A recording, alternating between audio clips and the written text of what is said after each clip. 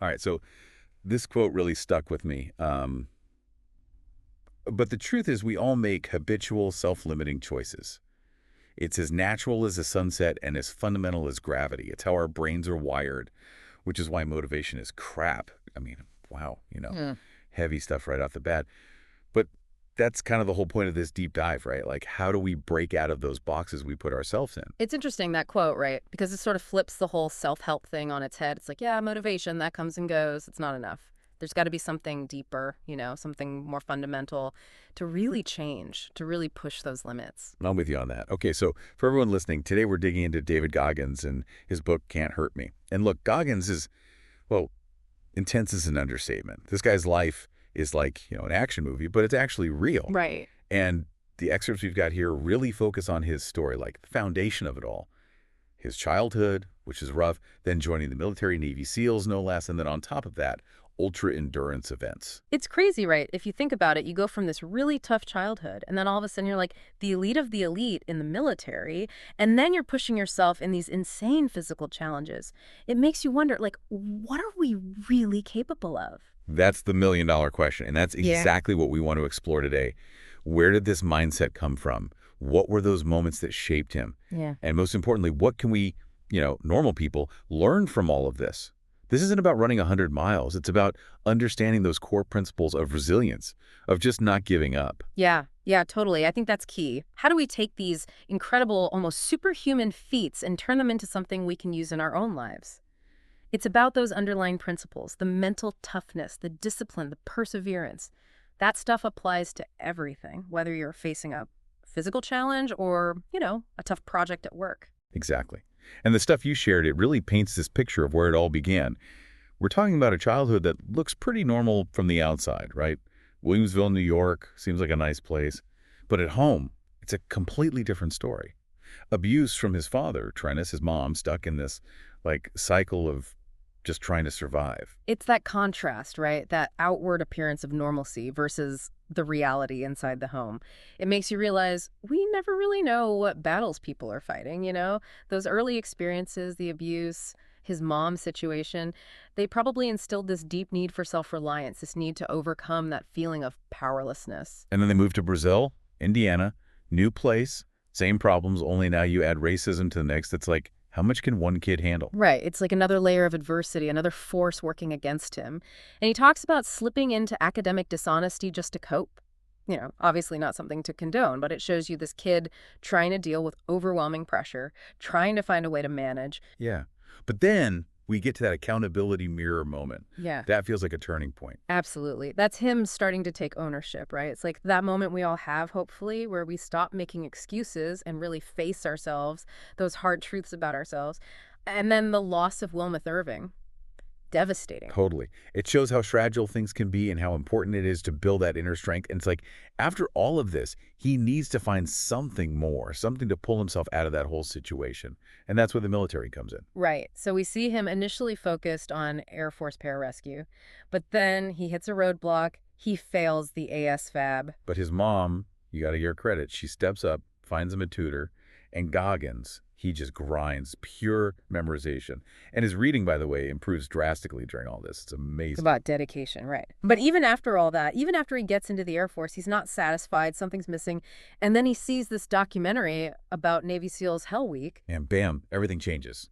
Like a complete shift in his whole trajectory. That documentary, it's like a catalyst. He sees this extreme level of challenge, mental and physical, and something just clicks. It's like that moment when you finally see what true potential looks like, even if it seems impossible. He becomes completely obsessed. Better ASHAB score, the weight loss. I mean, 106 pounds in under 3 months. That's insane. Think about the willpower that takes, the constant battle with yourself, the cravings, the exhaustion. He had this vision, and nothing was going to stop him. And you can see the impact of, like, role models, too. He talks about being inspired by the movie Rocky. Oh, yeah, that's a good point. We all need those stories, right? Those reminders that it could be done. And then there's Stephen Shaljo, the recruiter. You can see how important that belief from someone else can be. Totally, especially when you're full of doubt yourself. Sometimes all it takes is that one person who sees your potential, who says, you got this. And then, well, then comes BUDS. Yeah, BUDS. Yeah. Talk about a reality check. It's not just a training program, it's a crucible. Sleep deprivation, constant stress, physical and mental challenges designed to break you down completely. It's about stripping away everything, all those layers, and seeing what you're really made of. And then, of course, there's Freak Brown, Bill Brown, another trainee. They go through hell together, literally. The bond they form is incredible. It shows the power of camaraderie, of shared struggle. They push each other, they support each other. That Boat Crew 2 story, remember that? It's them choosing the hardest position, the heaviest part of the boat, on purpose. That's leadership, that's commitment. Yeah, that's finding your tribe, right? Those people who go through anything with you. Yeah. And then there's the underwater knot tying. He had this fear, and he just tackled it head on. It shows you past failures don't have to define you. Exactly. He didn't let those early struggles in the Air Force stop him. He kept pushing, he learned, he adapted. It's a great example of how we can overcome those seemingly impossible obstacles one step at a time. And it's from all of this that we get the calloused mind. It's like all that pain, all that hardship, instead of breaking him, it makes him stronger, more resilient. It's about using those tough experiences to build mental armor, not letting them make you bitter, but learning from them, growing from them. Think about those difficult times you've been through. Looking back, how did they make you stronger? Okay, so we've got this guy. He's fresh out of BDS, he's still recovering, and he decides to run the San Diego one-day race, an ultramarathon with zero training. With zero training. I mean, why? Why would anyone do that to themselves? The pain he describes, it's mind-blowing. It goes back to that need to test his limits, right? To push himself to the absolute edge and see what he's truly capable of. And the pain, it's almost like a way to understand himself, to find out what he's really made of. And this is where the cookie jar comes in. This idea of like storing those past successes, big or small, to help you through the tough times.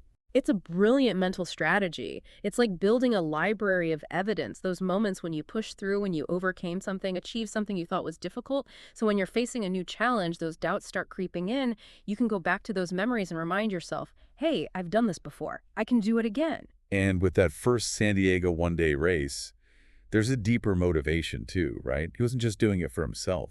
It was about honoring his fallen teammates from Operation Red Wings, about raising money for their families. Yeah, that adds this whole other level of meaning to it. It's not just about personal achievement anymore. It's about something bigger than himself.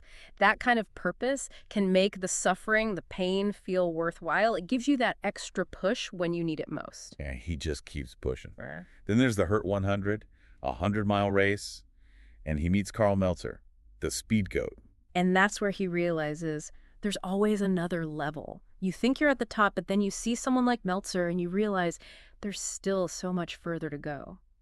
It's a good reminder. Even when we achieve something big, there's always more to learn, more to strive for. And that's the 40% rule, right? Yeah. This idea that we're only using a fraction of what we're actually capable of. Yeah, it's a powerful concept, and it makes you think, what if those limits we set for ourselves, what if they're not real? What if we could push further, do more than we ever thought possible? And then there's the Ultraman triathlon, swimming, biking, running, all in extreme conditions. And even with all the training, things go wrong.